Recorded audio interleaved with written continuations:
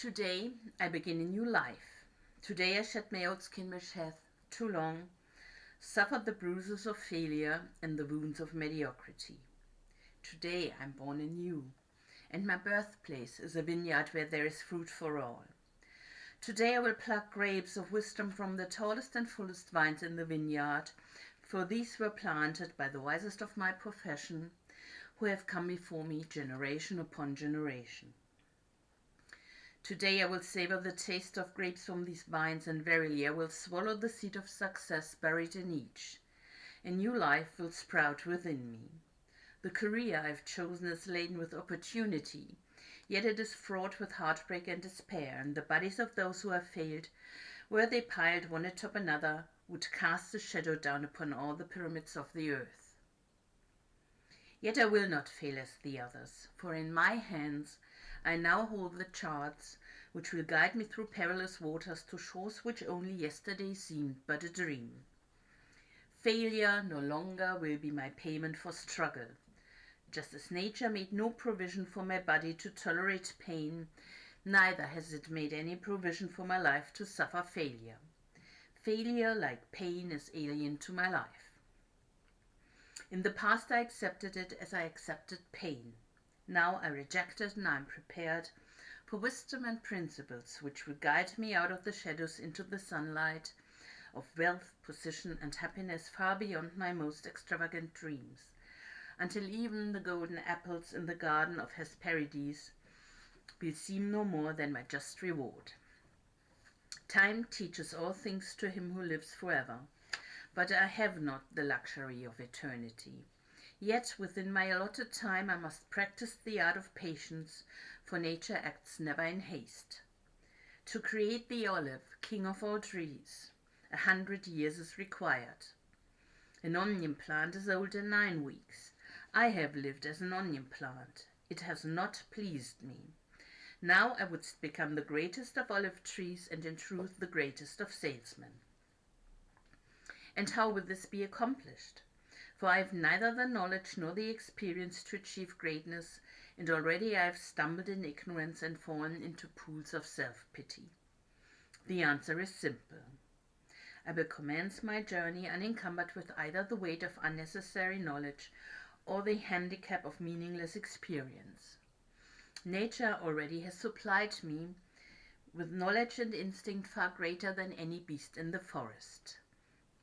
And the value of experience is overrated usually by old men who not wisely and speak stupidly. In truth, experience teaches thoroughly, yet her course of instruction devours men's years. So the value of her lessons diminishes with the time necessary to acquire her special wisdom. The end finds it wasted on dead men. Furthermore, experience is comparable to fashion. An action that proved successful today will be unworkable and impractical tomorrow. Only principles endure, and these I now possess, for the laws that will lead me to greatness are contained in the words of these scrolls. What they will teach me is more to prevent failure than to gain success. For what is success other than a state of mind? Which two among 1,000 wise men will define success in the same words? Yet failure is always described but one way. Failure is man's inability to reach his goals in life, whatever they may be. In truth, the only difference between those who have failed and those who have succeeded lies in the difference of their habits. Good habits are the key to all success. Bad habits are the unlocked door to failure. Thus, the first law I will obey, which precedeth all others, is, I will form good habits and become their slave. As a child I was slave to my impulses. Now I am slave to my habits as are all grown men. I have surrendered my free will to the years of accumulated habits, and the past deeds of my life have already marked out a path which threatens to imprison my future. My actions are ruled by appetite, passion, prejudice, greed, love, fear, environment, habit, and the worst of these tyrants is habit. Therefore, if I must be a slave to habit, let me be a slave to good habits. My bad habits must be destroyed and new forests prepared for good seed. I will form good habits and become their slave. And how will I accomplish this difficult feat? Through these scrolls it will be done, for each scroll contains a principle which will drive a bad habit from my life and replace it with one which will bring me closer to success. For it is another of nature's laws that only a habit can subdue another habit. So in order for these written words to perform their chosen task, I must discipline myself with the first of my new habits, which is as follows. I will read each scroll for 30 days in this prescribed manner before I proceed to the next scroll. First, I will read the words in silence when I arise. Then I will read the words in silence after I have partaken of my midday meal. Last, I will read the words again just before I retire at day's end. And most important on this occasion, I will read the words aloud. On the next day I will repeat this procedure, and I will continue in like manner for 30 days. Then I will turn to the next scroll and repeat this procedure for another 30 days. I will continue in this manner until I have lived with each scroll for 30 days and my reading has become habit. And what will be accomplished with this habit? Herein lies the hidden secret of all men's accomplishments. As I repeat the words daily, they will soon become a part of my active mind. But more important, they will also seep into my other mind, that mysterious source which never sleeps, which creates my dreams and often makes me act in ways I do not comprehend. As the words of these scrolls are consumed by my mysterious mind, I will begin to awake each morning with a vitality I have never known before.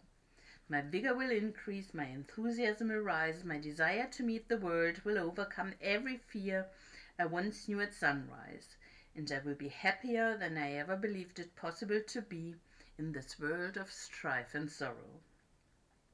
Eventually I will find myself reacting to all situations which confront me as I was commanded in the scrolls to react.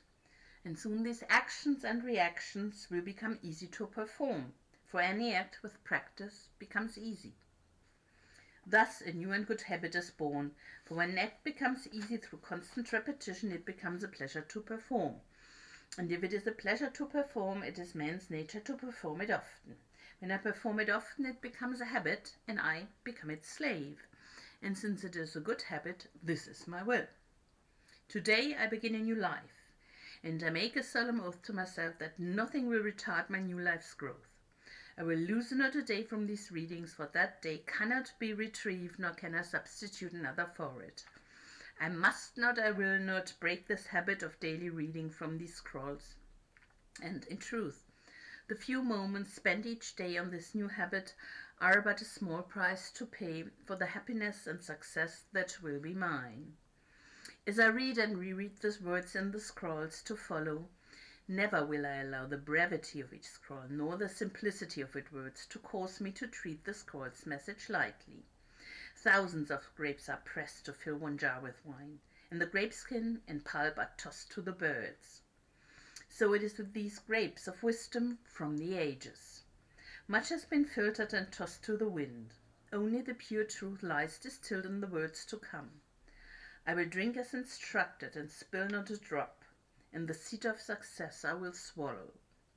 Today my old skin has become as dust. I will walk tall among men, and they will know me not, for today I'm a new man with a new life.